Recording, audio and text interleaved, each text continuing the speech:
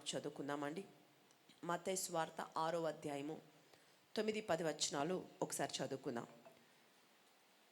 చక్కటి ఒక అద్భుతమైన ప్రార్థన ఇక్కడ మనం చూస్తాం. ఒక్కసారి ఆ మాటలు చదువుకొని మనం ముందుకెళ్దాం. మత్తయి సువార్త 6వ అధ్యాయము 9-10 వచనాలు. Matthew chapter 6, 9 and 10 verses.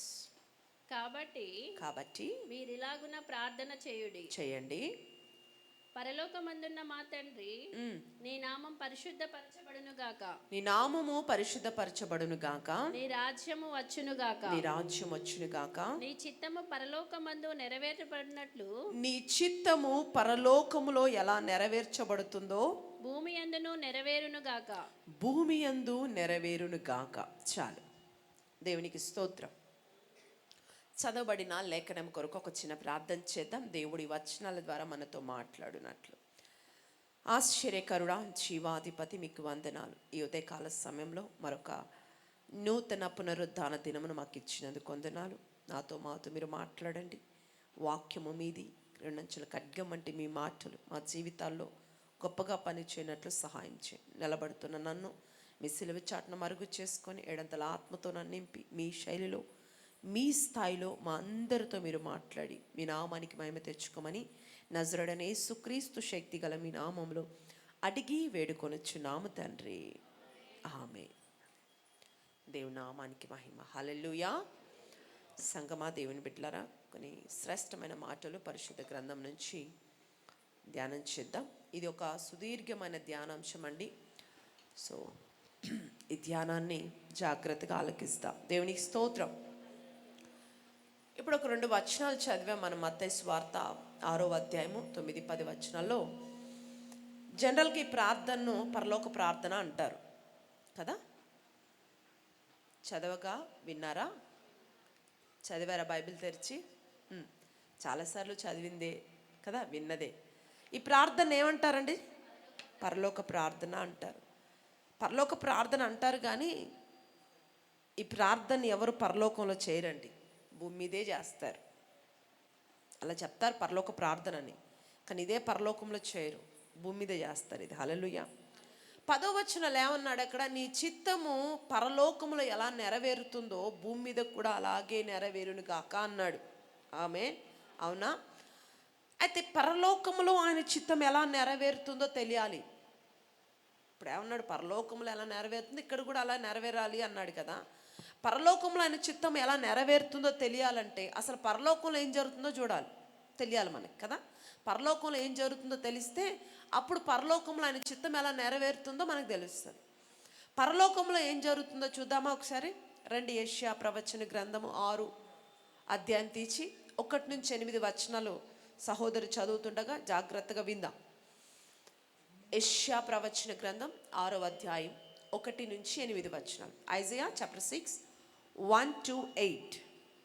రాజైన ఉజ్జియా మృతునందున సంవత్సరమున, అవును, అత్యున్నతమైన సింహాసనమందు ప్రభువు ఆసీనుడై ఉండగా నేను చూచి తిని ఆయన చొక్కాయి అంచులు దేవాలయమును నిండుకొనెను. ఆయనకు పైగా శరాపులు నిలిచి ఉండిరి. ఒక్కొక్కరికి 6 రెక్కలుండెను. ప్రతివాడు 2 రెక్కలతో తన ముఖమును రెంటితో తన కాళ్ళను కప్పుకొనుచు రెంటితో ఎగురుచుండెను. వారు సైన్యములకు అధిపతియగు యెహోవా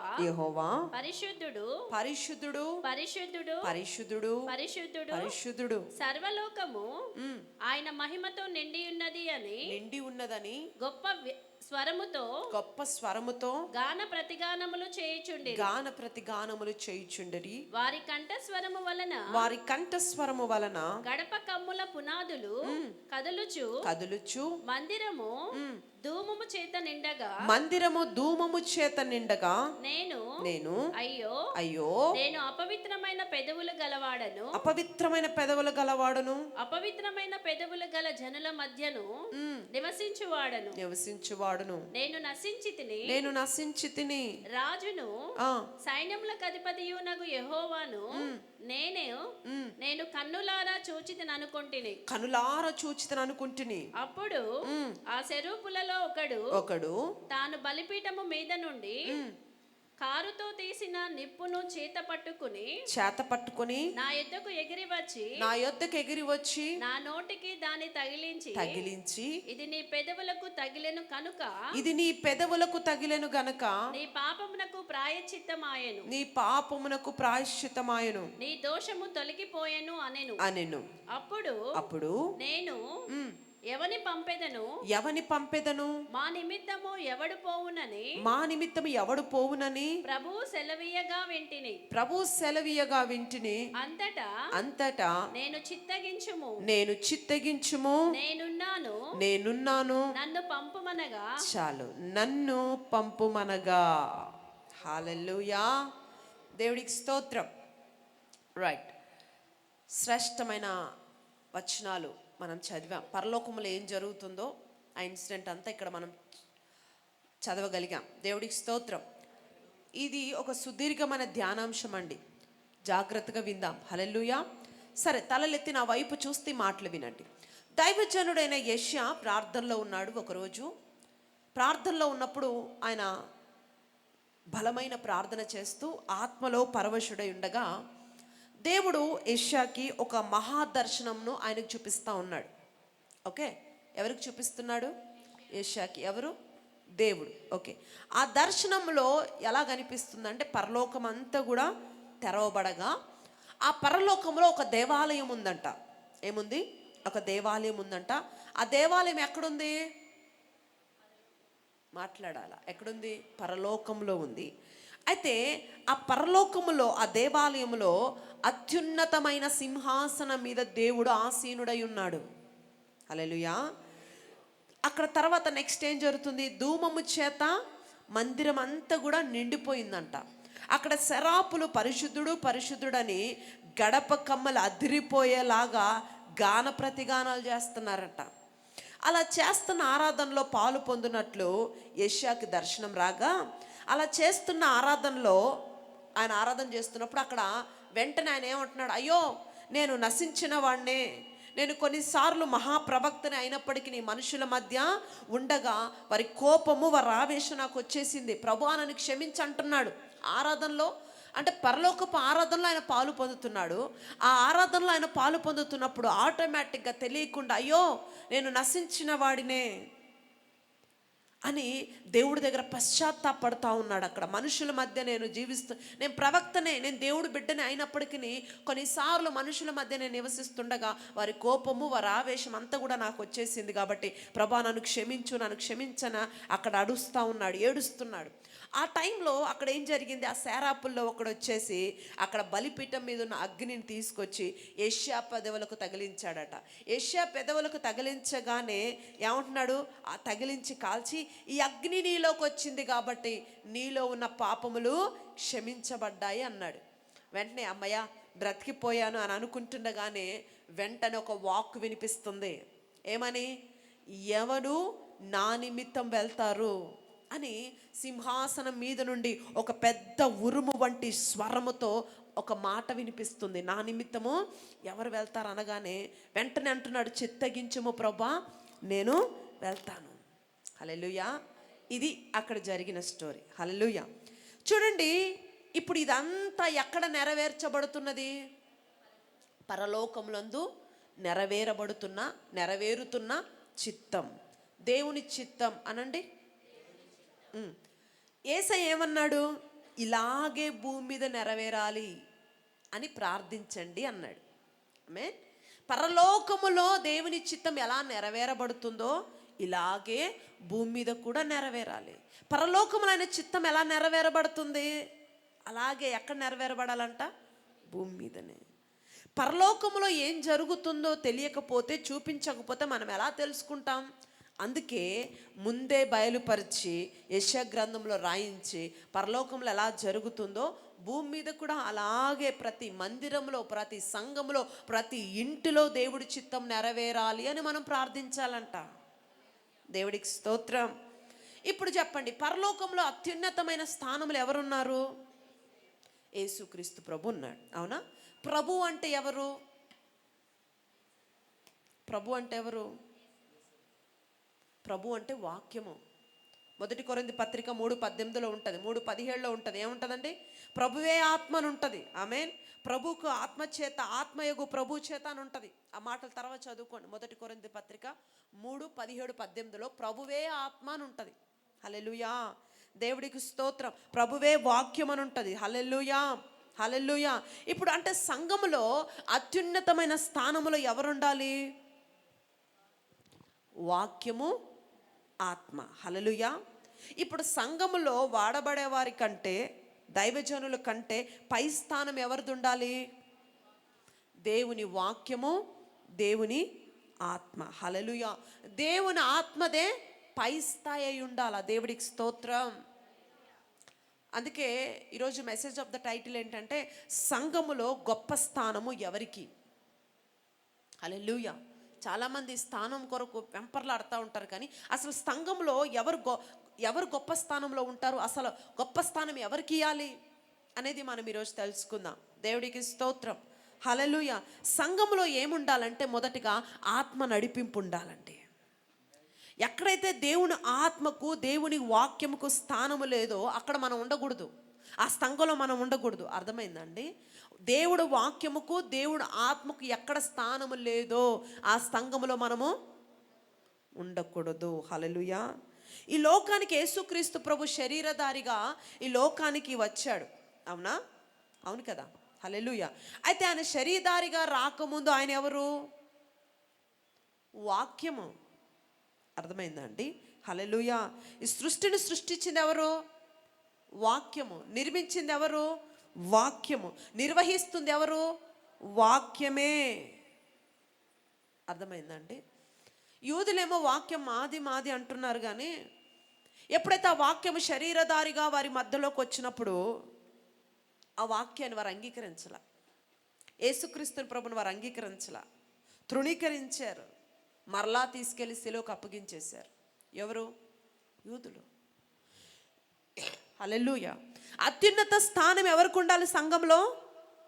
వాక్యముకు, ఆత్మకు. అనండి, దేవుని వాక్యము, దేవుని ఆత్మ. హల్లెలూయా. నెక్స్ట్ అత్యున్నత స్థానంలో వాక్యం ఉంది. నెక్స్ట్ ఆ మందిరంలో ఎలా ఉంది? ఆ మందిరం అంతా ధూమము చేత మందిరము నిండిపోయిందంట. ఆ మందిరం దేని చేత నిండిపోయింది? ధూమము చేత. ధూమము అంటే ఏంటి? ప్రార్థన. అనండి. అంటే మందిరములో అత్యధికముగా ఏముండాలి? ప్రార్థన ఉండాలి. హల్లెలూయా. అలాగని మందిరంలో స్తుతి ఉండదా? పాటలు ఉండవా? ప్రార్థన ఉండదా? వాక్యం ఉండదా? అన్నీ ఉంటాయి, అన్నీ ఉంటాయి. కానీ ఏమన్నాడు? మందిరము సమస్త జనులకు వాక్య మందిరం అన్నాడా? నా మందిరము సమస్త జనులకు ప్రార్థనా మందిరం అన్నాడా? వాక్య మందిరం అన్నాడా? ప్రార్థన మందిరం అన్నాడా? నా మందిరము సమస్త జనులకు ప్రార్థనా మందిరము అన్నాడు. దేవుడికి స్తోత్రం. అవునా? అంటే అన్నీ కలిసి ఎన్నుంటాయో, పాటలు, స్తుతి, వాక్యము, ఆరాధన ఇవన్నీ కలిసి ఎన్నుంటాయో ప్రార్థన అంత ఉండాలి. దేవుడికి స్తోత్రం. ఇవన్నీ ఒక పాళ్ళు, ప్రార్థన ఒక్కటే. అర్థమైంది కదండి? దేవుడికి స్తోత్రం. ఏమన్నాడు? ఇది ప్రార్థనా మందిరం అనబడిద్ది అన్నాడు. ఇప్పుడు నీకు స్తుతులు ఇష్టమని స్తుతి మందిరం కాదు, లేకపోతే నీకు పాటలు ఇష్టమని పాటల మందిరం కాదు, నీకు వాక్యం ఇష్టమని వాక్య మందిరం కాదండి. నీకు ఏది ఇష్టమైనా సరే ప్రభు ఏమన్నాడంటే సమస్త జనులకి ఇది ప్రార్థనా మందిరం అన్నాడు. అందుకే అత్యున్నత స్థానం ఎవరికి ఇవ్వాలి? మొదటిగా వాక్యానికి, ఆత్మకు. అనండి. 2, అత్యున్నత సమయం ఎవరికి ఇవ్వాలి? ప్రార్థనకి. అర్థమైంది కదండి? దేవుడికి స్తోత్రం. ఇదంతా ఎక్కడ జరుగుతుంది? పరలోకంలో జరుగుతుంది. హల్లెలూయా. అవునా? పరలోకంలో జరుగుతుంది కాబట్టి ఇక్కడ కూడా అదే జరగాలి. దేవుడికి స్తోత్రం. ఇప్పుడు నెక్స్ట్ ఏం చేస్తున్నారు? దేవదూతలు ప్రతిగానాలు చేస్తున్నారు అక్కడ. అవునా? ఎలా చేస్తున్నారు ప్రతిగానాలు? పరిశుద్ధుడు కాదు, గడప కమ్మలు అదిరిపోయేలాగా పాడుతున్నారంట. ఎలా పాడుతున్నారు? స్లోగా పాడుతున్నారా? గట్టిగా పాడుతున్నారా? గట్టిగా చెప్పండి. హుషారుగా పాడుతున్నారా? నీరసంగా పాడుతున్నారా? హుషారుగా పాడుతున్నారు. మరి మీరు హుషారుగానే పాడుతున్నారా? అందుకే జకర్యా గ్రంథంలో ఒక మాట ఉంటుంది 2:10, సియోను నివాసులారా మీరు సంతోషంగా ఉత్సాహంగా గానము చేయండి, మీ మధ్యనే నివసిస్తానంటాడు అక్కడ. మీరు ఎప్పుడైతే ఉత్సాహముగా మీరు ప్రతిగానాలు చేస్తారో అప్పుడు మన మధ్యలోకి యేసయ్య వచ్చేస్తాడంట. నీరసంగా కాదు, అబ్బా వాళ్ళు ఏదో వాడుకుంటారులా నాకెందుకని అలా కూర్చుంటే మన మధ్యలోకి రాడు. ఎలా పాడాలంట? వాళ్ళు ఏం చేస్తున్నారండి? గడప కమ్మెలు అదిరిపోయేలాగా ఆరాధన చేస్తున్నారండి. దేవుడికి స్తోత్రం. హల్లెలూయా, హల్లెలూయా. మనం ఎలా ఉండాలి? పాటలు పాడేటప్పుడు కానీ ఆరాధన చేసేటప్పుడు కూడా మనం ఎలా ఉండాలి? సంతోషముగా ఉండాలంట. ఉత్సాహధ్వని, జయధ్వనితో ఆరాధించాలంట. ఆరాధించాలి ఇందాక మీరు అలాగే. హల్లెలూయా. అలా సాగాలి ఆరాధన అంటే. అదే ఆరాధన అంటే. ఇప్పుడు మన కుటుంబంలో కానీ మన సంఘంలో కానీ మరి మనం ఆత్మీయ జీవితంలో కానీ టాప్ పొజిషన్ ఎవరిది ఉండాలి? వాక్యము, ఆత్మ రెండు. ఎక్కువ సమయం ఎవరికి ఇవ్వాలి? ప్రార్థనకి ఇవ్వాలి. హల్లెలూయా. అది ఆదివారమా, సోమవారమా, మంగళవారమా ఇలా ఒక డే అంటూ ఏముండదండి. ప్రతిరోజు ప్రార్థన ఉండాలి. మూడోది ఆరాధన ఎలా ఉండాలి? గడప కమ్మలు అదిరిపోయే ఆరాధన ఉండాలంట. హల్లెలూయా. అప్పుడు ఏం జరిగిందో తెలుసా అండి? ఒక శక్తివంతమైన ఆరాధనలో మనం పాలు పొందుతూ ఉన్నప్పుడు ప్రవక్తల సైతము మేము గొప్పవారమండి అనేవాళ్ళు కూడా అక్కడ పశ్చాత్తాపడుతున్నారు. ఆయన ఏమంటున్నాడు? ఒక ప్రవక్త అయ్యుండి అయ్యో నేను నశించిన వాడినే అన్నాడు ఆరాధనలో పార్టిసిపేట్ చేస్తున్నప్పుడు. అవునా? ఇప్పుడు చాలాసార్లు మనం ఏంటంటే నేను గొప్పవాడినానో లేకపోతే నేను పెద్దవాడినానో నాకు అన్నీ తెలుసానో ఇలాంటి ఒక మైండ్ సెట్తో ఉంటారు. ఎప్పుడైతే బలమైన ఆరాధనలో మనం పార్టిసిపేట్ చేస్తూ ఉన్నప్పుడు ఒక లోతైన పశ్చాత్తాపం మన గుండెల్లో నుండి బయటకు వస్తుందండి. హల్లెలూయా. పశ్చాత్తాపడి ఏమవుతామంటే మన పాపాలన్నీ ఒప్పుకోగలుగుతాం. హల్లెలూయా. దేవుడికి స్తోత్రం. పశ్చాత్తాపం ఎప్పుడు వస్తుంది? ఒక బలమైన ఆరాధనలో పశ్చాత్తాపం వస్తుంది. ఆరాధన జరుగుతుంటే నువ్వు అలా కళ్ళు తెరిచి అటు ఇటు చూస్తే నీకేం రాదు. ఒక బలమైన ఆరాధనలో ఏమొస్తుందంట? పశ్చాత్తాపం. కొంతమంది అంటారు నాకు షాక్ కొట్టినట్లయిందండి, నేను పడిపోయానండి, నన్ను ఎవరో తాకినట్టు అనిపించిందండి. ఇలాంటివి కాదు. పశ్చాత్తాపం రావాలి నీకు ఆరాధనలో. దేవునికి స్తోత్రం. హల్లెలూయా. When God touches you you will get a repentant. ఆమేన్. నువ్వు దేవుడు నిన్ను ఆ ఆరాధనలో తాకుతూ ఉన్నప్పుడు నీలో ఫస్ట్ ఏం రావాలంటే పశ్చాత్తాపం రావాలి. అలా నీకు పశ్చాత్తాపం వస్తుందంటే దేవుడు నీ ఇంటర్నల్గా ఏదో కార్యం చేస్తున్నాడని అర్థం. దేవుడు నిన్ను తాకాడని అర్థం. ఆమేన్. హల్లెలూయా. ఎప్పుడైతే అతడు పశ్చాత్తాపడుతున్నాడో అతడు ప్రమేయం లేకుండానే ఒక బలమైన అగ్ని అతని పెదవులకు తాకుతుందండి. అవునా? హల్లెలూయా. దేవుడికి స్తోత్రం. అప్పుడు వెంటనే ఆయన ఏమైపోయాడు? పరిశుద్ధపరచబడ్డాడు. దేవునికి స్తోత్రం. దేవుని వాక్యానికి దేవుడు ఆత్మకి పై స్థానం ఉంటుంది. 2 ఎక్కువ సమయముకు ప్రార్థనకి ఇవ్వాలి. 3 గడప కమ్మలు అదిరిపోయి ఆరాధన చేసే సంఘం మీదకి ఏమొస్తుందంటే పశ్చాత్తాపము దిగి వస్తుంది. సంఘము పరిశుద్ధపరచబడుతుంది. దేవునికి స్తోత్రం. సంఘం మీదకి అగ్ని దిగి వస్తుంది. హల్లెలూయా, హల్లెలూయా. అప్పుడు లాస్ట్లో ఏమొచ్చిందండి? వాక్యము. వాక్యం వచ్చి ఏమంటుంది? మా నిమిత్తము ఎవరు వెళ్తారు? ఇప్పుడు ప్రేయర్ స్టార్ట్ అవ్వగానే వాక్యం చెప్పేయచ్చు. వాక్యం మాకు రాక కాదు. అర్థమవుందండి? ఏదో వచ్చి కొద్దిసేపు అలా కూర్చొని అన్నీ ఎతికేసి ఏదో ఒకటి దొరక్కనే ఇప్పుడు చెప్పేద్దాం అన్నట్టుండదు. వారం అంతా వాక్యం సిద్ధపడి వస్తాం. అర్థమవుతుందండి? హల్లెలూయా. దైవజనుడు దేవుడు వాక్యానికి ఎలా వస్తాడో తెలుసా? దూసిన కత్తిని చేత పట్టుకొని యెహోవా దూత వలె యుద్ధ సన్నద్ధుడై దైవజనుడు వాక్యానికి వస్తాడు. దేవునికి స్తోత్రం. ఇప్పుడు మంచి ఫీల్ ఉంది, ఇప్పుడు మంచి టైం ఉంది, ఇప్పుడు అందరూ మంచి కాన్షియస్లో ఉన్నారు, ఇప్పుడు చెప్తాను వాక్యము. అలా ఉండదు. అర్థమవుతుందండి? దేవుడికి స్తోత్రం. దేవుని స్తుతించాలి, దేవుని గణపరచాలి, దేవుని ఆరాధించాలి, ప్రార్థన చేయాలి, గడప కమ్మలు అదిరిపోయే ఆరాధన చేయాలి, ప్రజల్లోకి పశ్చాత్తాపం రావాలి, కన్నీరు కార్చాలి, దేవుడు అగ్ని దిగి రావాలి, శుద్ధీకరించబడాలి, అప్పుడు ప్రసంగం. ఇవన్నీ జరగకుండా డైరెక్ట్ ప్రసంగం చెప్తే ఏముంటుంది? వ్యర్థం. ఇది సిస్టమ్. ఈ సిస్టమ్ ఎక్కడ జరుగుతుంది? ఎక్కడ జరుగుతుంది? పరలోకంలో జరుగుతుంది. దేవుడికి స్తోత్రం.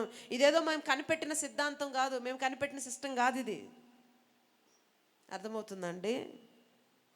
ఎవరు ఎలాంటి బ్యాక్గ్రౌండ్ నుంచి వచ్చినా ఈ సిస్టమే ఫాలో కావాలి. నేను పెంతెకోస్తానో, నేను బ్యాప్టిజానో, లేకపోతే నేను ఆర్సీఎమో, హూ ఎవర్ వాట్ ఎవర్, నువ్వు ఏ బ్యాక్గ్రౌండ్ కలిగిన వ్యక్తివైనా ఈ సిస్టమే ఫాలో అవ్వాలి. ఎందుకంటే ఈ సిస్టమే పరలోకంలో నెరవేర్చబడుతుంది. ఈ సిస్టమే పరలోకంలో జరుగుతుంది. దేవునికి స్తోత్రం. నీకు ఎన్ని సిస్టంలు ఉన్నా ఈ సిస్టమే చెయ్యాల, ఇదే ఫాలో అవ్వాలా. దేవునికి స్తోత్రం.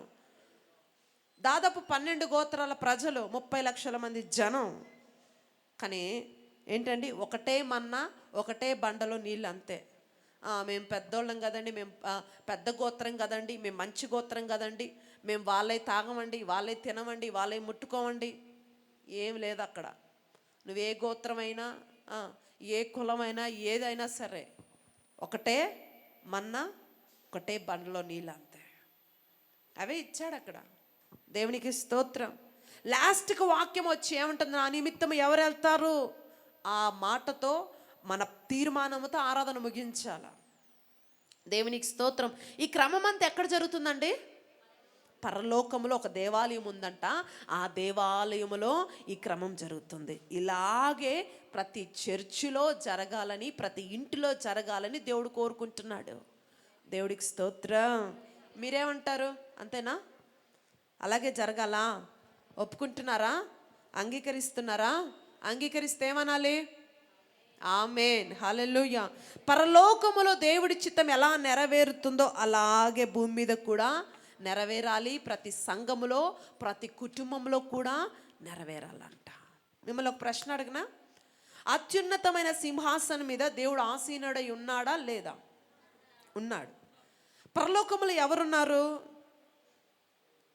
తండ్రి, కుమార, పరిశుద్ధాత్ముడు, దేవదూతలు ఉన్నారు. అవునా? ఇప్పుడు పాటలు పాడేవారు పాడుతున్నారు, సింహాసనం మోసేవారు మోస్తున్నారు. అందరూ కలిసి పని చేయుచున్న ఫలితమే నిత్యము వెలుగుతున్న పరలోకం. ఆమేన్. ఎవరికి వారు ఉంటే అది పరలోకం ఎలా అవుతుంది? పరలోకం కాదు అది, కదండి. తండ్రి, కుమార, పరిశుద్ధాత్ముడు, ఈ ముగ్గురు అప్పుడప్పుడు కొట్టుకుంటున్నారా? చెప్పండి, కొట్టుకుంటున్నారా? లేదు. తండ్రి, కుమార, పరిశుద్ధాత్ముడు, దేవదూతలు వీరందరూ కలిసి ఒక్క ఆత్మతో ఉన్నారా లేదా? ఉన్నారా లేదా? ఉన్నారు. ఇప్పుడు తండ్రి, కుమార, పరిశుద్ధాత్ముడు అంటే ముగ్గురు దేవుళ్ళ? ఒక్కడే దేవుడు. ఆ క్లారిటీ మీకుందిగా? హల్లెలూయా. ఇప్పుడు అర్థం కాని వాళ్ళకి సింపుల్గా చెప్తా. ఎలా అంటే, ఇప్పుడు నాకు శరీరం ఉంది, ఉందా? ఇప్పుడు నేనున్నాను, మీకు కనబడుతున్నాను అసలు? పోన్లే, రైట్. నాకు శరీరం ఉంది, నాకు ప్రాణం ఉంది, నాకు ఆత్మ ఉంది. అవునా? హల్లెలూయా. ఇప్పుడు నాకు శరీరం ఉంది కాబట్టి సింధు ఒక శరీరము, సింధు ఒక ప్రాణము, సింధు ఒక ఆత్మ, అలాగే ఉంటుందా? ఇప్పుడు ఈ మూడు కలిస్తేనే సింధు. అవునా? శరీరము, ప్రాణము, ఆత్మ, ఈ మూడు కలిస్తేనే ఏమైపోయాను? సింధు. మీకు అర్థమైంది కదా? ఇప్పుడు కుక్కకి ప్రాణం ఉంటుంది కానీ ఆత్మ ఉండదండి. గడ్డికి ప్రాణం ఉంటుంది కానీ ఆత్మ ఉండదు. కానీ మానవుడికి ఒక్కడికి ఆత్మ ఉంటుందండి. దేవుడికి స్తోత్రం. నా శరీరము, నా ప్రాణము, నా ఆత్మ, ఈ మూడు కలిస్తేనే సింధు. అవునా? అలాగే తండ్రి, కుమార, పరిశుద్ధాత్మ దేవుడు ఒకే దేవుడు. ఈ మూడు కలిస్తేనే ఒక దేవుడు. ఆయనే త్రియేక దేవుడు. హల్లెలూయా. ఆయన అలా ఉన్నాడు కాబట్టే ఆయన పోలికలో, ఆయన స్వరూపములో మనల్ని ఏం చేశాడంట? సృష్టించాడు. ప్రాణాత్మ దేహములుగా మనల్ని చేశాడు. శరీరం అంతా ఆయన పోలిక, ప్రాణము ఆత్మ ఏమో దైవ స్వరూపముగా చేశాడు మనల్ని. దేవుడికి స్తోత్రం. ఇది మనల్ని ఆయన సృష్టించిన విధానం. హల్లెలూయా. ఇప్పుడు మన శరీరము మందిరానికి వచ్చి, ప్రాణం సినిమా హాల్ దగ్గర ఉంటే, పరిపరి విధాలుగా తిరుగుతుంటే, ఇంటి దగ్గర వెళ్తూ ఉంటే, దేహముతో ఆయన సన్నిధిలో మరి దేహం ఒక్కటెక్కడుంటే అదేంటి పరిస్థితి? ఏమంటున్నాడు? ప్రాణ ఆత్మ దేహములతో నువ్వు ఆరాధన చేయాలి. కానీ చాలామంది బాడీ ప్రజెంట్, మైండ్ ఆబ్సెంట్ ఉంటుంది కొంతమందికి. అందరి కాదులేండి. కొంతమందికి ఏముంటుంది? ఏదో వచ్చి అటెండెన్స్ వేసుకోవాలా, రావాలన్నట్టు వస్తారు. మైండ్ అంతా ఒక్కొక్క మైండ్ ఒక సినిమా హాల్ దగ్గర, రాత్రి చూసిన సినిమా దగ్గర ఆగిపోయి ఉంటుంది ఒకటి. రాత్రి ఏదో 12, 1 గంట దాకా ఏదో చూస్తుంటాడు, అదే తిరుగుతుంటుంది, ఇంకా అక్కడే ఆగిపోయి ఉంటాడు. అర్థమవుతుందా అండి? దేవుడికి స్తోత్రం. ఆయన సన్నిధిలో ఎలా ఆరాధన చేయాలంట? ప్రాణ ఆత్మ దేహముతో ఆయన ఆరాధించాలంట. దేవుడికి స్తోత్రం. ఇప్పుడు పరలోకంలో దేవుడి చిత్తం ఎలా నెరవేరుతుందో భూమి మీద కూడా నెరవేరాలి. అవునా? ఇప్పుడు పరలోకంలో తండ్రి, కుమార, పరిశుద్ధాత్మ త్రియేక దేవుడు.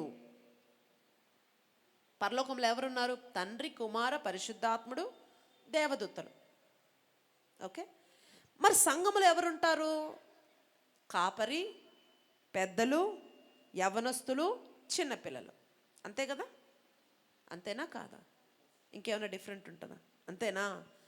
ఇప్పుడు పరలోకములో తండ్రి, కుమార, పరిశుద్ధాత్మ, దేవదూతలు వీళ్ళు నలుగురు ఒకేలాగా పనిచేస్తున్నారా లేదా? ఒకేలాగా పనిచేస్తారు. మరి సంఘములో కూడా ఈ నలుగురు ఒకేలాగా పని చేయాలా లేదా? పని చెయ్యాలి. పెద్దలది ఒక వైఖరి, యవ్వనస్తులది ఒక రూటు, సండే స్కూల్ది ఒక గోల. అలా ఉంటే సంఘం అభివృద్ధి చెందిద్దా? చెప్పండి. చెందదు. అది దేవుడి చిత్తమేనా? సంఘ కాపరి దర్శనం ఏంటో, సంఘ కాపరి భారం ఏంటో, ఆయన వేదన ఏంటో, ఆయన పరిచర్య ఏంటో పెద్దలది కూడా అదే అయి ఉండాలి. సంఘంలో పెద్దలందరూ దేవునికి స్తోత్రం చెప్పండి.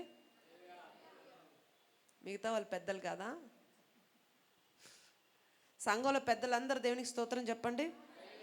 ఇప్పుడు పెద్దలు అంటే మేము ఎక్కడ మోసామండి, ఇవన్నీ ఏదో వచ్చి పొమ్మంటే వెళ్తాం, కానీ ఈ భారాలు, ఈ ప్రత్యక్షతలు, ఈ దర్శనాలు మా వల్ల కాదంటారా? హల్లెలూయా. పెద్దలది అదే అయి ఉండాలి, యవ్వనస్తులు కూడా అదే అయి ఉండాలి, పిల్లలకు కూడా అదే పునాది వేయాలి. ఇది సిస్టమా కాదా? హల్లెలూయా. మీరు చెప్పండి, అలాగే ఉండాలా లేదా? పరలోకములో వాళ్ళు ఎలాగున్నారో, తండ్రి, కుమార, పరిశుద్ధాత్ముడు, దేవదూతలు ఎలాగున్నారో, సంఘములో కూడా కాపరి, పెద్దలు, యవ్వనస్తులు, చిన్నపిల్లలు అలాగే కలిసి ఉండాలి. That is the will of God. అదే దేవుడి చిత్తం. హల్లెలూయా. సంఘ కాపరి ప్రత్యక్షతను పెద్దలు మోయాలి, యవ్వనస్తులేమో ఏం చేయాలి తెలుసా? సహకరించాలి. చిన్నపిల్లల్ని ఆ పునాదిలోకి తీసుకొచ్చినట్లుగా మనం పెంచాలా. దేవుడికి స్తోత్రం. అలా ఉంటేనే అది సంఘం. అలా ఉంటేనే అది సంఘం. పరలోకములో ఎలా జరుగుతుందో సంఘములో కూడా జరగాలి. ఇప్పుడు నోవాహు అనండి. నోవాహి జలప్రలయం రాబోతుందని చెప్పాడు దేవుడు. ఓడ కట్టుకో అని చెప్పాడు. అయితే ఎవరికి చెప్పాడు ఈ మాట? కేవలం నోవాకు మాత్రమే చెప్పాడు. ఆయన భార్యకి చెప్పాడా? ఆయన పిల్లలకి, కొడుకులకి చెప్పాడా? చెప్పలా. కానీ నోవా దర్శనమే తమ దర్శనముగా తన భార్య, తన పిల్లలు పనిచేశారా లేదా? దైవజనుడు దర్శనమే మా దర్శనం అనుకున్నారు, దైవజనుడు పనే మా పని అనుకున్నారు, దైవజనుడు భారమే మా భారం అనుకున్నారు. అవునా కాదా? ఇప్పుడు ఊరందరూ ఏకీభవించకపోయినా కుటుంబము సహకరించిందా లేదా? సహకరించింది, ఏకీభవించారు. మనం కూడా అంతే. వింటున్నారండి? ఊరంతా ఏకీభవించకపోయినా మనం ఏకీభవించాలా. దేవుడికి స్తోత్రం. సహకరించాలి. ఆమేన్. సంఘములో మనం సహకరించాలా లేదా? దైవజనుడు దర్శనమే మా దర్శనం అనండి. దైవజనుడు భారమే మా భారం అనండి. దైవజనుడు పనే మా పని. మనస్ఫూర్తిగా చెప్తున్నారా? రైట్, హల్లెలూయా. ఇప్పుడు ఓడ కోసం ఎంతమంది కష్టపడ్డారు? నోవా ఓడ కోసం ఎంతమంది కష్టపడ్డారు? కేవలం 8 మంది. ఎవరు? నోవా భార్య, నోవాకు 3 కొడుకులు, వారి భార్యలు. వీళ్ళు 6 మంది, వీళ్ళిద్దరు 4 జంటలు. వీళ్ళు 8 మందే ఓడ కోసము కష్టపడ్డారు. అవునా? దేవుడికి స్తోత్రం. ఓడ నిర్మాణం కొరకు ఎవరు కష్టపడుతున్నారో వారే ఓడలో ఉంటారు. ఆమేన్. వారే ఆరారతు కొండ మీద నిలుస్తారు. అవునా కాదా? ఇప్పుడు రాబోతున్న భయంకరమైన ఈ యొక్క కాలములో దేవుడు కృపలో దేవుడు సంఘం కూడా ఎత్తబడి మధ్యాకాశంలో నిలబడుతుంది. ఎందుకంటే ఆయన వచ్చినప్పుడు ఫస్ట్ ఎవరిని ఎత్తుకొని వెళ్తానన్నాడు? సంఘము. దేవుడికి స్తోత్రం, హల్లెలూయా.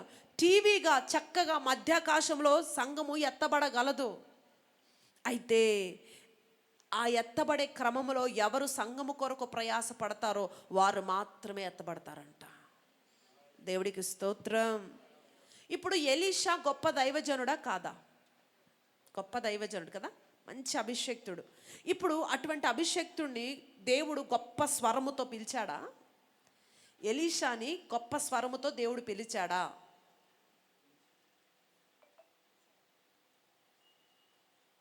ఏలియాతో దేవుడు మాట్లాడితే ఏలియా వెళ్ళి ఒక దుప్పటేశాడు అంతే. ఎలీషా వచ్చేసాడు, వెంబడించాడు, ఒక్క మాట మాట్లాడలా. అవునా కాదా? అదే ఉందా వాక్యము? దేవుడు స్వరం కానీ దేవుడు పిలుపు కానీ ఎలీషాకి ఏం లేదండి. వింటున్నారా? హల్లెలూయా. తనకంటూ ఒక దర్శనం లేదు, కానీ దైవజనుడు చెప్పగానే ఏం చేశాడు? చెప్పగానే వచ్చేసాడా రాలేదా? మాట్లాడండి మీరు. వచ్చాడు. దేవునికి స్తోత్రం. మొన్న ఒక బ్రదరు పాపకి బ్యాప్టిజం ఇప్పినాన అంటే ఏమంటున్నాడు? దేవుడు బయలుపరిచాడు, భయంకరమైన దినాలు రాబోతున్నాయి, బ్యాప్టిజం తీసుకోవడానికి మొన్న పిలిపిస్తే మీకు చెప్పాడు కానీ నాకు చెప్తే అప్పుడు ఇప్పిస్తానండి అంటున్నాడు. బయలుదేరాడు పరిశుద్ధుడు. ఇప్పుడు దైవజనుడు చెప్పిన దేవుడు ఈయనకు కూడా చెప్పాలంట. ఎలా ఉంది చూసారా? ఇప్పుడు సపరేట్గా వేసే మాట్లాడాలని కోరుకుంటున్నాడు. ఇప్పుడు ఏలియాతో మాట్లాడినట్లే దేవుడు మాట్లాడాడు అంతే. కానీ ఎలీషా ఏమనుకున్నాడంటే నా తండ్రితో చెబితే నాకు చెప్పినట్లే అని ఫీల్ అయ్యాడు. కాబట్టి వెంటనే ఏమైపోయాడండి? ఇంత ఆస్తి వదులుకొని నేను చెప్తే వినాలా? నాతో కూడా దేవుడు చెప్పని నేను వస్తాను అనలా. అంత పొలము అన్ని పెట్టుకొని కూడా నా తండ్రికి చెప్తే నాకు చెప్పినట్లే, హల్లెలూయా, దేవుడికి స్తోత్రం అని ఫీల్ అయ్యాడండి. ఎవరు? ఎలీషా. కాబట్టి వెంటనే బయలుదేరి వచ్చేసాడు. ఇప్పుడు మీరు చెప్పండి, దేవుడు మీ పాస్టర్ గారితో మాట్లాడితే మీరు మీతో మాట్లాడినట్టు మీరు ఫీల్ అవుతారా? చేస్తారు త్వరగా. దేవుడు దైవజనుడితో మాట్లాడితే ఆ మాట మీ దగ్గరకు వచ్చి చెప్పినప్పుడు దేవుడు నాతోనే మాట్లాడాడని మీరు ఫీల్ అవుతారా? లేదా నాకు కూడా ఆయన చెప్పాలని మీరు ఫీల్ అవుతారా? ఏదో ఒకటి చెప్పండి. నాతో కూడా చెప్పని అప్పుడు నేను చూసుకుంటానంటారా? దేవుడికి స్తోత్రం. ఆయన ఏమైనా చెబితే లోబడతారా? నమ్ముతారా? స్వీకరిస్తారా? దైవజనుడు దర్శనమే నా దర్శనము, దైవజనుడు భారమే నా భారం అని మీరు నమ్ముతారా? ఇదంతా నిజమైతే మీకు మించిన సంఘం లేదండి. దేవుడికి స్తోత్రం. మీ దైవజనుడు దర్శనం ఏంటో మీకు తెలుసా? మీ దైవజనుడు దర్శనం ఏంటో మీకు తెలుసా? ఎప్పుడైనా షేర్ చేశారా? చేయలేదా? దైవజనుడు అనేవాడు తన దర్శనాన్ని సంఘానికి ఏం చేయాలి తెలుసా అండి? షేర్ చేయాలి. దేవుడికి స్తోత్రం, హల్లెలూయా. సంఘము ఉపదేశంలోకి రావాలి, సంఘము ఆత్మతో నింపబడాలి, సంఘము భారాన్ని పొందాలి, సంఘము ప్రత్యక్షతతో నింపబడాలి. దేవుడికి స్తోత్రం. ఇక్కడ నిర్గమకాండానికి రండి, ఒక్కసారి ఆ మాట చదవండి. 24వ అధ్యాయం 1-2 వచనాల్లో. Exodus 24:1-2. నిర్గమ 24. మరియు ఆయన మోషేతో ఇట్లా నేను అవును. నీవును అహరోనును నాదాబును అబీహును ఇశ్రాయేలీల పెద్దలలో ఆ. 70 మందియు యెహోవా యొద్దకు ఎక్కి వచ్చి దూరమున సాగిలపడుడి. మోషే మాత్రము యెహోవాను సమీపింపవలెను, వారు సమీపింపకూడదు. ప్రజలు అతనితో ఎక్కి రాకూడదు. చాలండి. ఇక్కడ చూడండి, అక్కడ ప్రభు మాట్లాడుతూ మోషేతో ఒక మాట చెప్పాడు, నీతో పాటు ఆ 70 మంది పెద్దలను కూడా శిఖరానికి తీసుకొని రా అన్నాడు. అయితే సరే అని అందరూ ఉత్సాహంగా బయలుదేరారు. ఎందుకంటే అప్పటి వరకు మోషే ఒక్కడే దేవుడితో మాట్లాడిన అనుభవం వీళ్ళకి లేదు. ఇప్పుడు దేవుడు ఏమన్నాడు, వాళ్ళను కూడా తీసుకురా అనగానే ఇక వీళ్ళందరూ మంచి ఉత్సాహంతో మేము కూడా ఆయన ఎదుర్కొంటాం, ఆయన చూస్తాం, ఎవరికైనా ఆశ కదండి, ఆనందమే కదా. సో మంచి ఉత్సాహంతో బయలుదేరారు, వచ్చారు. వచ్చిన తర్వాత అక్కడ ఏమంటున్నాడు, వాళ్ళందరూ కొండ కింద నుంచు, నువ్వు అక్కడవే పైకి రా అన్నాడు. ఎలా ఉంటుంది సిచ్యువేషను? వాళ్ళందరూ వచ్చి వాళ్ళందరిని అక్కడ పెట్టి నువ్వు వచ్చేసే పైకి అంటున్నాడు అక్కడ. హల్లెలూయా, దేవునికి స్తోత్రం. కానీ అక్కడ అందరూ మీరు చూస్తే ఏమన్నాడు అక్కడ, నీవు మాత్రమే కొండ ఎక్కి రావాలి, మోషే మాత్రమే యెహోవాని సమీపించాలి, కొండ ఎక్కి రావాలంటాడు. మోషే మాత్రమే యెహోవాని సమీపించాలా, అందరినీ రమ్మన్నాడు, కానీ కొండ ఎక్కేది మాత్రం మోషే ఒక్కడే. నేను అంటాను, ఒక సేవకుడిని దేవుడు పిలుచుకున్నాడు, దేవుడు అభిషేకించుకున్నాడు, అతని ద్వారా దేవుడు సేవ జరిగించాలనుకుంటున్నాడు. అతని కొండ మీదకి రమ్మని వాళ్ళందరినీ అతడికి సహకారులుగా ఉండాలి అని కోరుకుంటున్నాడు. దేవుడికి స్తోత్రం. వాళ్ళందరినీ ఎందుకు తీసుకురమ్మన్నాడు కొండ దాకా? ఎందుకు తీసుకురమ్మన్నాడంటే ఈ సేవలో వాళ్ళు కూడా పాలివారై ఉండాలని. దేవుడికి స్తోత్రం. వాళ్ళను కూడా తీసుకొని రా అన్నాడండి. పదాజ్ఞలు ఇచ్చినప్పుడేమో ఒక్కడే, కానీ గుడారపు ప్రత్యక్షతలు ఇచ్చినప్పుడు మాత్రం అందరినీ తీసుకురమ్మన్నాడు. ఫస్ట్ పదాజ్ఞలు ఇచ్చేటప్పుడు నువ్వు ఒక్కడే వచ్చి వాళ్ళందరి కింద ఉండమన్నాడు. కానీ రెండవసారి గుడారపు ప్రత్యక్షతలు, గుడారం ఎలా కట్టాలి, గుడారంలో ఏం చేయాలి, ఇవన్నీ ఆ ప్రత్యక్షతలు, ఆ సంఘములకి కొన్ని ప్రత్యక్షతలు ఇవ్వాలి మోషేకి అనుకున్నప్పుడు, మోషేతో పాటు మిగతా మెయిన్ పిల్లర్స్, మిగతా వాళ్ళని సహకరించే వాళ్ళందరినీ కూడా నువ్వు తీసుకొని రా అన్నాడండి. హల్లెలూయా, దేవుడికి స్తోత్రం. ఎందుకు అందరికీ రమ్మన్నాడు? ఎందుకనంటే సంఘ దర్శనం అనండి, సంఘ పరిచర్య అనండి. సంఘ దర్శనము, సంఘ పరిచర్య దైవ జనుడికి ఒక్కడికే పరిమితం చేయకుండా సంఘములో ముఖ్యులందరినీ దేవుడు రమ్మన్నాడు. వచ్చాక ఏమన్నాడు అక్కడ చూడండి, అందరూ కొండ కింద సాగిలపడండి.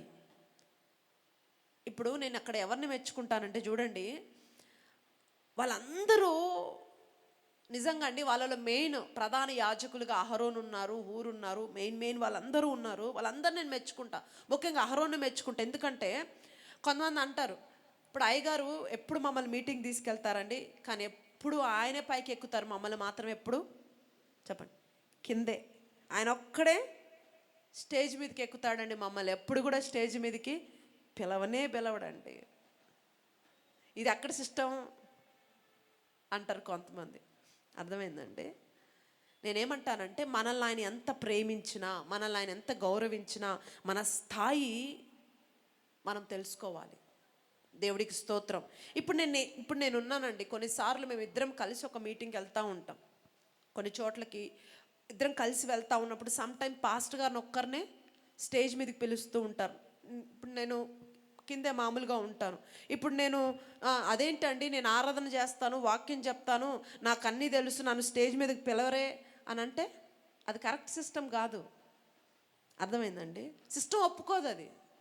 దేవుడు ఒక సిస్టమ్ పెట్టాడు.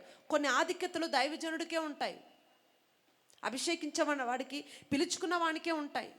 ఇప్పుడు నేను పాటలు పాడతాను, నేను ఆరాధన చేస్తాను, నేను వాక్యం చేస్తాను కదా, నాకు కూడా స్టేజ్ మీదకి అవకాశం ఏంటంటే కుదరదు అది. ఏమైనా అర్థమవుతుందండి? అర్థమవుతున్న వారు ఏం చెప్పాలా? హల్లెలూయా, దేవుడికి స్తోత్రం. యేసే శిష్యులను ఏమన్నాడు? మిమ్మల్ని నేను స్నేహితులుగా చూస్తున్నాను అంటాడు. యోహాను సువార్త 15:14 మీరు నా స్నేహితులు అంటాడు. ఇప్పుడు యేసయ్య నన్ను స్నేహితుడు అన్నాడు కాబట్టి పొద్దున్న లేసి హాయ్ జీసస్ అంటావా? ఏమైపోద్ది? హాయ్ జీసస్ ఎలా ఉన్నావు అంటామా? ఇప్పుడు నువ్వు నన్ను స్నేహితుడు అన్నావు కాబట్టి యు ఆర్ మై ఫ్రెండ్ కాబట్టి హాయ్ నో. హల్లెలూయా. స్నేహితుడిగా చూడడం ఆయన ప్రేమ, ప్రభువుగా ఆరాధించడం మన క్రమం అయి ఉండాలి. దేవుడికి స్తోత్రం. ఇప్పుడు ఫ్రెండ్గా ఆయన ట్రీట్ చేస్తాడు, ఫ్రెండ్గా ట్రీట్ చేస్తాను అన్నాడు కాబట్టి hello how are you, how was your life కుదరదు అక్కడ. దేవుడికి స్తోత్రం. హల్లెలూయా. ఆయన ఎంత ప్రేమగా ఉన్నా సరే ఆయన దగ్గర మనం ఎలా ఉండాలండి? భయంగా ఉండాలి, జాగ్రత్తగా ఉండాలి. దేవునికి స్తోత్రం. అవునా కాదా?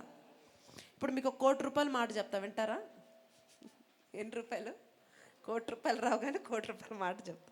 ఇప్పుడు నిర్గమకాండం 24వ అధ్యాయం 1వ వచనంలో ఏమన్నాడు? నువ్వు ఒక్కడవే కొండ మీదకి రావాలి అన్నాడు. ఇప్పుడు 9వ వచనం చదవండి ఒకసారి. 9వ వచనం. తరువాత మోషే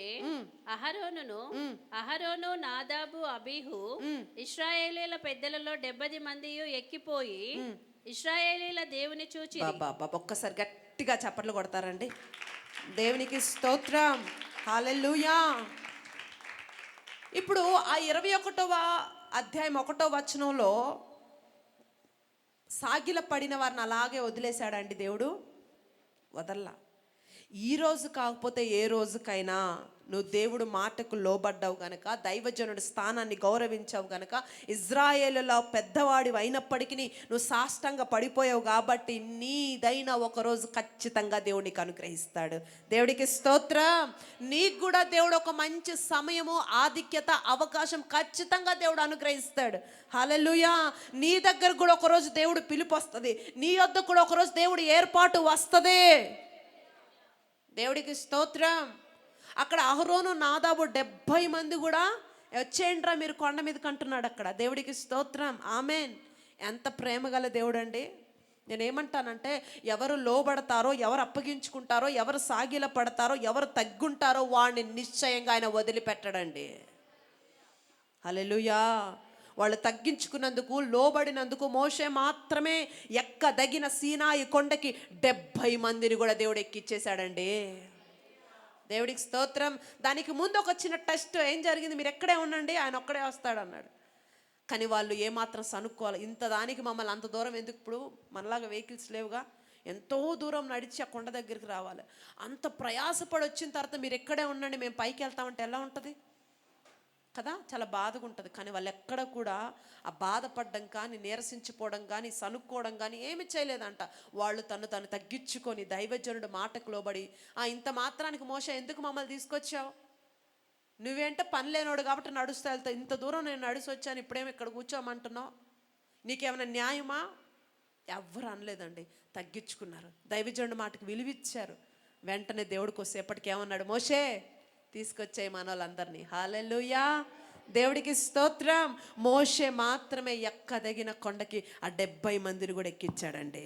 నేనేమంటానంటే నువ్వు ఒకవేళ మంచిగా వాడవై మంచి అభిషేకంతో నింపబడిన వాడవై అవకాశం లేక ఒకవేళ బాధపడుతూ ఒకవేళ ఈ మాటలు వింటుంటే ఆయన పిలిచిన దేవుడు కనుక ఖచ్చితంగా ఒకరోజు నిన్ను కూడా కేకేస్తాడు. దేవుడికి స్తోత్రం. అలా నిన్ను వదిలేసే దేవుడు కాదు సహోదరి సహోదరుడా. నీకు ఆశ ఉంటే, నువ్వు ఖచ్చితంగా వాడబడాలని దప్పిక నీలో ఉంటే ఖచ్చితంగా ఒకరోజు ఆయన అంటున్నాడు నీకు కూడా ఒక కేక వినబడిద్ది. దేవుడికి స్తోత్రం. హల్లెలూయా. తగిన కాలం మందు నిన్ను హెచ్చించినట్లు ఆయన బలిష్టమైన చేతి కింద ద్విమనస్కులై ఉండుడి అంటాడు అక్కడ. హల్లెలూయా. ఓ ఎగిరెగిరి పడిపోకు, నీకంటూ దేవుడు ఒక సమయం ఇస్తాడు. హల్లెలూయా. నిన్ను కూడా వాడుకుంటాడు, నీకు కూడా ఒక సీజన్ ఇస్తాడు. అర్థమవుతుందండి? హల్లెలూయా. ఆ 10-11 వచనాలు చూస్తే ఇంతమంది పెద్దలు ఎక్కారు. ఎంతమంది అక్కడ? 70 మంది ఎక్కారు కదండి. వాళ్ళు ఎవ్వరికి కూడా దేవుడు ఏ హాని చేయలేదంట. దేవుడికి స్తోత్రం. అప్పుడు ఎలా ఉండదంటే దేవుని చూచిన వారికి బ్రతికే అవకాశం లేదు, ఛాన్స్ లేదు ఇంకా. కానీ ఈ 70 మందికి కూడా ఏ హాని జరగలేదంట. ఎందుకు? ఆయన పిలుపుకు లోబడ్డారు, దైవజనుడు మాటకి ఏం చేశారు? వాళ్ళు సహకరించారండి. దేవుడికి స్తోత్రం. దేవుడు పిలుపుకు లోబడ్డారు, సేవకుడిని వెంబడించారు, తగ్గించుకున్నారు. అందుకు గాను దేవుడు ఏ ఒక్కరికి కూడా హాని చేయలేదంట. దేవుడికి స్తోత్రం. నేనేమంటానంటే నీ తగ్గింపు, నీ విధేయతను ఆయన మర్చిపోడు.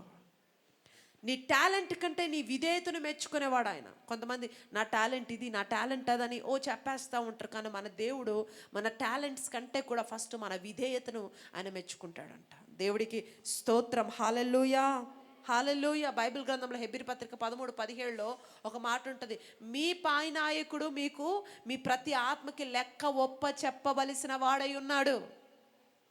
13:17 చదవండి. హెబ్రీ 13:17.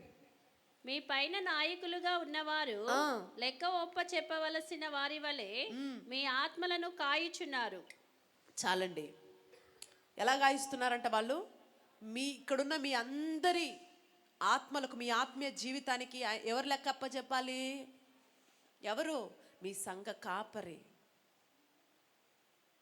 మీ శారీరకంగా మీరు ఏ ఆలోచనలు తీసుకుంటున్నా, మీరు ఏ జాబ్కి వెళ్ళినా మీ ఇష్టం. కానీ ఆత్మీయంకి వచ్చేసరికి మీరు ఎదుగుతున్నారా, ఫలిస్తున్నారా, పడిపోతున్నారా, దిగజారిపోతున్నారా, ప్రతిదీ కూడా లెక్క ఉంటుంది. మిమ్మల్ని అడగడు, మీ నాయకుడిని అడుగుతాడు. అర్థమైందా అండి? దేవుడికి స్తోత్రం. అందుకే కాపరి మీ ఎడల దుఃఖముతో కాక ఆనందముతో పని చేయాలంట. వారు ఆనందముతో పని చేయాలి మీ నిమిత్తం, అంతేగాని కాపరి మీ నిమిత్తం దుఃఖపడకూడదు. ఇప్పుడు ఏం చేయాలి? కాపరి మా నిమిత్తం ఆనందముతో పని చేయనట్లు ప్రతి వ్యక్తి ఒక 1000 రూపాయలు ఇవ్వండి అన్నాడా? ఏమన్నాడు? ఎవరికి కావాలి చెప్పు డబ్బు? అవునా? ఇప్పుడు 30 లక్షల మందిని దేవుడు 40 సంవత్సరాల పాటు ₹0.50 ఖర్చు లేకుండా పోషించాడా లేదా? మరి సేవకుని పోషించడా? ఖచ్చితంగా పోషిస్తాడు. హల్లెలూయా, హల్లెలూయా. ఇప్పుడు ఆయన సేవకుడిని ఎలా పోషించాడండి? సబ్బు కూడా దొంగతనం చేసేది కాకి. ఎలాంటిది? సబ్బులు కూడా వదలదు. ఏపీలో ఎక్కువ తిరుగుతూ ఉంటాయండి. ఎక్కడన్నా బయట పెట్టినా తీసుకుని వెళ్ళిపోతూ ఉంటాయి.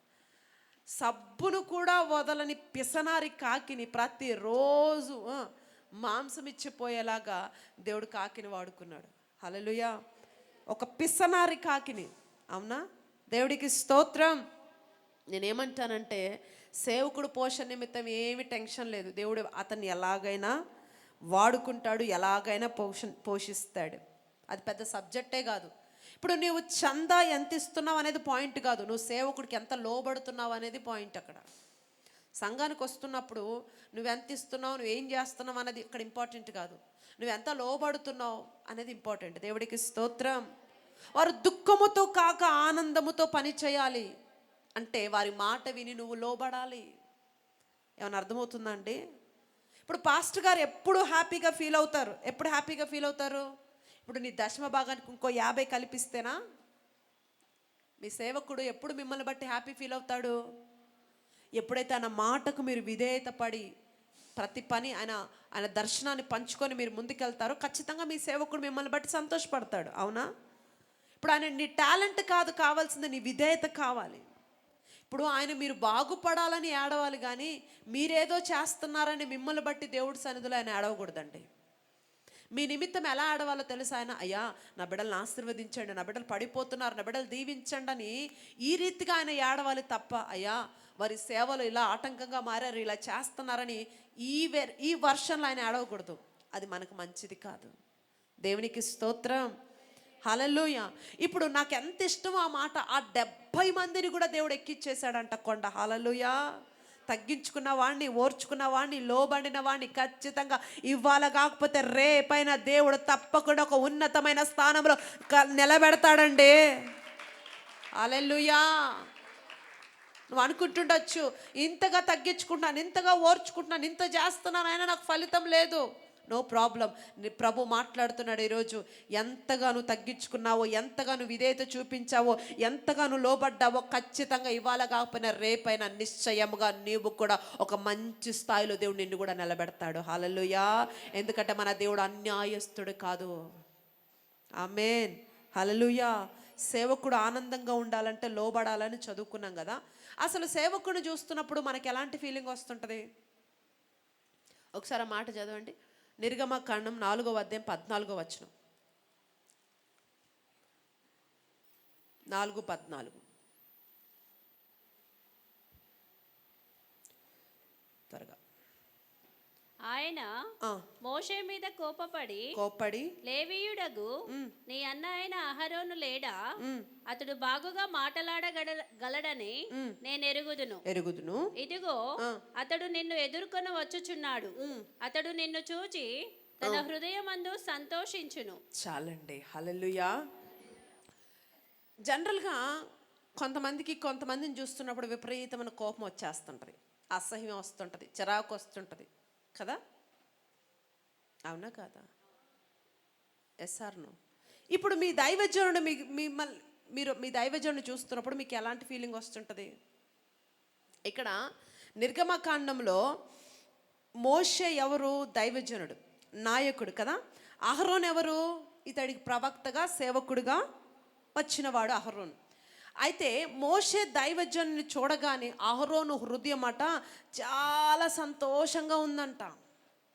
దేవుడికి స్తోత్రం. అలాగే ఉందా బైబిల్లో? ఇప్పుడు మీకు దైవజనుని చూడగానే ఎలాంటి భావన కలుగుతుంది మీకు? సండే వచ్చినప్పుడు కావచ్చు, మీ ఇంటికి వచ్చినప్పుడు కావచ్చు, చర్చిలో లేకపోతే ఆయా గృహకూటికల్లో వచ్చినప్పుడు దైవజనుని చూడగానే మీ హృదయం సంతోషం కలుగుతుందా? చిరాకు, కోపము, ఇలాంటి ఫీలింగ్స్ వస్తున్నాయా? సంతోషమే వస్తుందా? అలా ఆనందం కలిగితే మీ హృదయం సూపరు. దేవుడికి స్తోత్రం. చూడగానే మీ హృదయంలో తేడా కొడుతుంది అనుకో, ఇక అంతే, జాగ్రత్తగా ఉండండి. హల్లెలూయా. దేవుడికి స్తోత్రం. ఎప్పటికప్పుడు మీ ఆత్మీయ సేవకుడిని, మీ ఆత్మీయ తండ్రిని చూస్తే మీకు ఏం రావాలంటే ఆనందం రావాలి. ఏం రావాలి? కొంతమందికి బాధ, కొంతమందికి చిరాకు వస్తుంటుంది, కొంతమందికి ఏమో తప్పించుకోవాలనిపిస్తుంటుంది. ఆయన ఇటు వస్తుంటే ఇటు బారిపోతుంటారు, ఇటు వస్తుంటే అటు బారిపోతుంటారు. కొంతమందికి సహకరించాలనిపించదు. దైవజనుడు చూస్తున్నప్పుడు ఎలా ఉండాలట?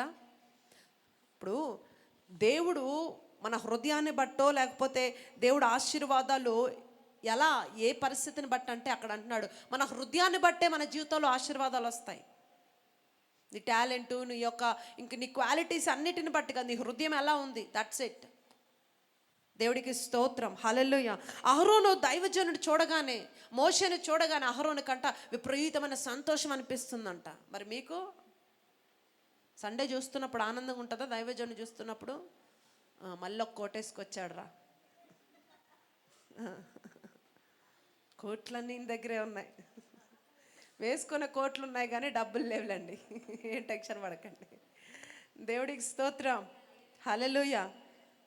కొంతమంది దైవజనుడు చూడగానే వందనం చెప్పాలనిపించదు.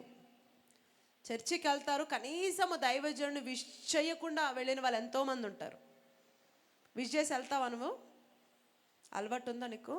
దేవునికి స్తోత్రం. ఇప్పుడు ఎందుకులే, ఇప్పుడు ఈయన కలవటం, ఈయన మళ్ళీ కొన్ని క్వశ్చన్లు, ఈ పెద్ద చాట భారతం, ఇవన్నీ ఎందుకు, ఈ క్లాసులు, గమ్ము ఏదో సైడ్కి వెళ్ళిపోదాం, ఈ తలకాయ నొప్పులన్నీ ఎందుకు కదండి. వందనాలు చెప్పడానికి 100 కేజీల బరువు మోసినట్టు ఫీల్ అయిపోతుంటారు కొంతమంది. అర్థమవుతుందండి? హల్లెలూయా. ఒకసారి 17వ అధ్యాయానికి రండి, 2వ వచనం, నిర్గమకాండంలోనే.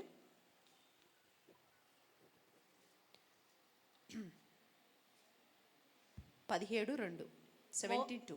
మోషేతో వాదించుచు త్రాగుటకు మాకు నీళ్ళిమ్మని అడగగా మోషే మీరు నాతో వాదింపనేలా యెహోవాను శోధింపనేలా చాలు, నాతో వాదింపనేలా.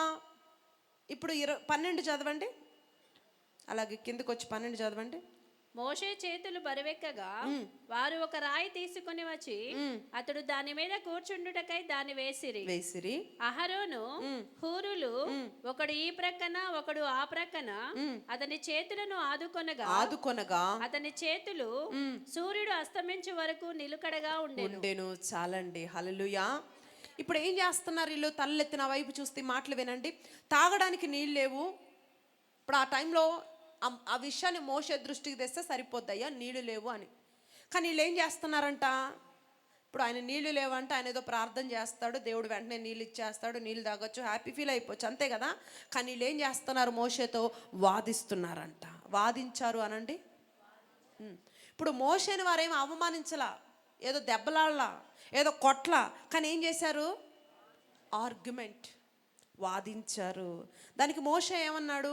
మీరు నాతో వాదింపనేలా, యెహోవాని శోధింపనేలా. అంటే దైవజనుడితో వాదిస్తే ఎవరిని శోధించినట్టు? దేవుణ్ణి శోధించినట్టు. ఇది బైబిల్లో ఉందా, నేను చెప్తున్నానా? బైబిల్లో ఉంది. హల్లెలూయా. దైవజనుడితో ఎప్పుడు కూడా వాదన దాకా వెళ్ళకూడదు. నీ డిస్కషన్ వరకే ఆగిపోవాలా. దైవజనుడితో ఆర్గ్యుమెంట్ వెళ్ళేంత లెవెల్కి నువ్వు వెళ్ళిపోయినావంటే ఇక నీ లైఫ్ జాగ్రత్తగా, ఇంకేదో నువ్వు ఏమంటారు, డేంజర్ జోన్లో పడిపోతున్నట్టే అర్థమైందండి. ఎవరైనా సరే, ఏ దైవజనుడైనా సరే, ఆయనతో జస్ట్ డిస్కషన్ మాట్లాడేంత వరకే నీ రేంజ్. ఆర్గ్యుమెంట్ చేసే అంత సీన్ ఇవ్వాల దేవుడికి స్తోత్రం. హల్లెలూయా. ఆయన శోధించినట్లే అంటున్నాడు. ఎవరిని? ఇప్పుడు దైవజనుడితో నువ్వు వాదిస్తున్నావు అంటే నన్ను శోధించినట్లే. ఇప్పుడు మోషే 12వ వచనంలో మోషే చేతులు ఎత్తితే ఇజ్రాయెల్ గెలుస్తున్నారు, దించితే ఇజ్రాయెల్ ఓడిపోతున్నారు. ఇది అహరోను గమనించాడు. ఇప్పుడు నీ చేతులు నొప్పుగా ఉన్నాయి కదా, నువ్వు కూర్చో, మేము ఎత్తుతామంటే సరిపోదు. అక్కడ వాళ్ళు వెళ్ళారు కదా, వెళ్ళి మోషే చేతులు దించు, మేము ఎత్తుతాం. ఎందుకు? అహరోను కొంచెం పెద్ద కదా మోషే కంటే. సో నీకంటే ఏజ్లో పెద్ద కదా, నేను ఇప్పుడు చేతి ఎత్తుతాను. సిస్టమ్ ఒప్పుకోదు. అర్థమైందండి? హల్లెలూయా. ఎవరు ఎత్తాలో వాళ్ళు ఎత్తాలి, అంతే. ఆమె ఇప్పుడు అహరోను హూరు దైవజనులే, వారు కూడా. అహరోను కూడా యాజకుడే. కానీ చేతులు ఎత్తితే విజయం వచ్చేది. ఏ చేతులు ఎత్తితే విజయం వస్తుంది? మోషే చేతులు ఎత్తితేనే విజయం. ఆ పని ఆయనకు అప్పగించబడిన పని. అది అహరోనికి కొన్ని అప్పగించాడు, మోషేకి కొన్ని. నువ్వు అలా ఉండు, మేము చేస్తామంటే కుదరదు. హల్లెలూయా. అది ఆయనే చెయ్యాలా. దేవుడికి స్తోత్రం. ఇది గమనించిన అహరోను ఏం చేశాడు? ఒక రాయి తెచ్చి అక్కడ పెట్టి మోషేని కూర్చోబెట్టి, అహరోను ఎవరు? మోషే కంటే పెద్దోడు. అయినా నువ్వు చేతెత్తడం అవసరం, నీ ఆరోగ్యం అవసరం, నీ యొక్క ఆరోగ్యం ఈ దేశానికి అవసరం, నువ్వు క్షేమంగా ఉండటం ప్రజలకు ముఖ్యమని ఒక రాయిని వేసి అలా కూర్చోబెట్టి ఆయన చేతికి మసాజ్ చేయడం ప్రారంభించాడంట. ఆయన ఆదుకోవడం మొదలుపెట్టాడంట. హల్లెలూయా. దేవుని చేత అభిషేకించబడిన సేవకుడు ఆయన కూడా ఏం మామూలు వ్యక్తి కాదు ఆయన. హల్లెలూయా. కానీ మనం అతనికి సహకరించాలి, అతని చేతులు ఆదుకోవాలి అని ఒక రాయి వేసి కూర్చోబెట్టి చేతులు నొక్కుతా ఉన్నారంట, ఇద్దరు చెరో పక్క. దేవునికి స్తోత్రం. హల్లెలూయా. వాళ్ళేమో నీళ్ళ కోసం వాదిస్తున్నారు, కానీ అహరోను దైవజనుడిని ఏం చేస్తున్నాడండి? గణపరుస్తున్నాడు. నేనేమంటానంటే, నీ దైవజనుడితో మీ సంబంధాలు ఎలా ఉన్నాయి? దైవజనుడితో పాఠము శిఖరం ఎక్కుతున్నారా? దైవజనుడు కొండ మీదకి వెళుతుండగా మీరు సాగిలపడి అక్కడ ఉండగలరా? 3, మీదైన ఒక దినం వచ్చినప్పుడు మీకు కూడా ఒక స్థాయిలో నిలబెడతారని, దేవుడు నన్ను కూడా నిలబెడతాడని మీరు నమ్ముతున్నారా? 4, దైవజనుడిని చూసినప్పుడు నీ హృదయంలో సంతోషం కలుగుతుందా? 5, దైవజనుడిని పొరపాటున ఏమన్నా వాదిస్తున్నారా? 6, దైవజనుడిని చేతులు ఆదుకుంటూ ఆయన ఆదరిస్తున్నారా లేదా వాదిస్తున్నారా? ఆయనకి నొప్పి కలిగించేలాగా చేస్తున్నారా? ఆయన నొప్పిని తగ్గిస్తున్నారా? నా ప్రశ్నలు మీకు అర్థమవుతున్నాయా? హల్లెలూయా. దైవజనుడితో మనం ఎలా ప్రవర్తించాలి, ఎలా ముందుకెళ్ళాలి? మొన్న రీసెంట్గా ఒక 2-3 వీక్స్ బ్యాక్ నేను 3rd ఫ్లోర్లో జరుగుతుంది, స్టేజ్ దగ్గరే ఉన్నాను. దైవజనుడు ఎవరితో ప్రేయర్ టైంలో, ప్రేయర్ అయిపోయింది, ఫస్ట్ సర్వీస్, ఎవరితో మాట్లాడుతూ ఉన్నాడు. ఒక వ్యక్తి సడన్గా వచ్చి చేయి లాక్కొని మీద చేసుకుంటున్నాడు. ఎలా ఉండాలి దైవజనుడితో? అంత చొరవ, అంత ఎక్కడి నుంచి వచ్చింది నీకు? అంత ధైర్యం ఏంటి? నువ్వు దైవజనుడిని ముట్టుకొని పెట్టేసుకుంటున్నాడు అక్కడ. ఇప్పుడు నాకు అక్కడ ప్రార్థన చేయి, నీ కమాండ్ ఏంటి? ఎవరికి ఎలా ప్రార్థన చేయాలో నేర్పించాలా? చాలా జాగ్రత్తగా ఉండాలంటే. హల్లెలూయా. నేను ఇప్పుడేదో మన దైవజనుడి గురించి అనే కాదు, నువ్వు ఎక్కడ ఏ మందిరానికి వెళ్ళినా, ఏ సంఘానికి వెళ్ళినా, ఎవరి దైవజనుడితో నువ్వు మాట్లాడుతున్నప్పుడు చాలా జాగ్రత్తగా నువ్వు బిహేవ్ చేయాలి. అంతకుముందు ఒక సహోదరి వచ్చింది, మీరు తప్పుగా అనుకోవద్దు, అన్నయ్య నువ్వు ఎందుకు నల్లగా అయిపోతున్నావు అని అవుతుంది. నువ్వు తెల్లగా చేయమని వచ్చి, నీకెందుకు ఇప్పుడు? దైవజనుడితో ఎలా మాట్లాడాలో నేర్చుకోండి, ఎలా ప్రవర్తించాలో నేర్చుకోండి. ఒక సిస్టమ్ ఉంది, ఒక మాట్లాడే ఏమంటారు ఒకటి ఉంది, అంతవరకే. ఎక్స్ట్రాలు మాట్లాడొద్దు, ఎక్స్ట్రాలు చేయొద్దు. అర్థమైందండి? నీకు అంత ఓపిక లేకపోతే వెళ్ళిపో. ఇప్పుడు ప్రేయర్ చేయడానికి ఇప్పుడు ఆయన మాట్లాడుతున్నాడు, టకటకా చేసుకుని నాకు ప్రార్థన చేయంటే ఓపిక లేకపోతే నేను ఎవరు ఉన్నామన్నారు? అర్థమైందండి? డిస్టెన్స్ మెయింటైన్ చేసి చక్కగా ఆయన ప్రార్థన చేస్తే ప్రార్థన చేయించుకో, ఓపిక లేకపోతే వెళ్ళిపో. ముట్టుకోవడము, లోకానుసారమైన మాటలన్నీ తెచ్చి మీ అన్నతో మీ తమ్ముడితో మాట్లాడినట్టు ఇక్కడ మాట్లాడడమో చేయొద్దండి. చాలా జాగ్రత్తగా మాట్లాడాలి. మీకు ఏమైనా అర్థమవుతుందా? అర్థమవుతున్న వారు దేవునికి స్తోత్రం చెప్దామా అండి? హల్లెలూయా. ఎందుకు దైవజనుడిని కనపరచాలి? కోరాహు అంటున్నాడు ఇక్కడ చూడండి, 19వ అధ్యాయం 22వ వచనంలో, 19:22-24, అదే నిర్గమకాండం. నేను ముగిస్తున్నాను. మరియు యెహోవా వారి మీద పడకుండునట్లు యెహోవా యొద్దకు చేరు యాజకులు తమ్ము తామే పరిశుద్ధపరచుకొనవలెనని మోషేతో చెప్పగా మోషే యెహోవాతో, ప్రజలు సీనాయి పర్వతము ఎక్కలేరు. నీవు పర్వతమునకు మేరలను ఏర్పరచి దాన్ని పరిశుద్ధపరచవలెనని మాకు ఖండితముగా ఆజ్ఞాపించితివనెను. నేను చాలండి. ఎందుకు దైవజనుని గణపరచాలి? ఎందుకు దైవజనుని గౌరవించాలి? ఎందుకంటే నా మాటలు వినండి జాగ్రత్తగా. దైవజనుడు తన్ను తాను పరిశుద్ధపరచుకుంటూ సంఘాన్ని కూడా పరిశుద్ధపరచాలి. ఆమేన్ చెప్పండి. హల్లెలూయా. గలతీ సంఘము పౌలు గారిని ఎలా చేర్చుకున్నారట? సాక్షాత్తు క్రీస్తు వలె, దేవదూత వలె పౌలు గారిని చేర్చుకున్నారంట గలతీ సంఘం. ఎందుకు చేర్చుకున్నారు? క్రీస్తు సువార్తను పంచిపెట్టినందుకు వారంత ప్రేమ చూపింటారంట. దేవునికి స్తోత్రం. కేవలం మీకు వాక్యాన్ని బోధిస్తున్నందుకు, లేదా మందిరానికి కొంతమంది సేవకులు మీకు వాక్యాన్ని కేవలం బోధిస్తున్నందుకు మాత్రమే కాదండి. ఆయనను ఎందుకండి నేను కనపరచాలి, ఎందుకంత గౌరవం ఇవ్వాలంటే తన్ను తాను పరిశుద్ధపరచుకుంటున్నాడు. సంఘంలో ఉన్న మనలందరినీ కూడా ఆయన ఏం చేస్తున్నాడు?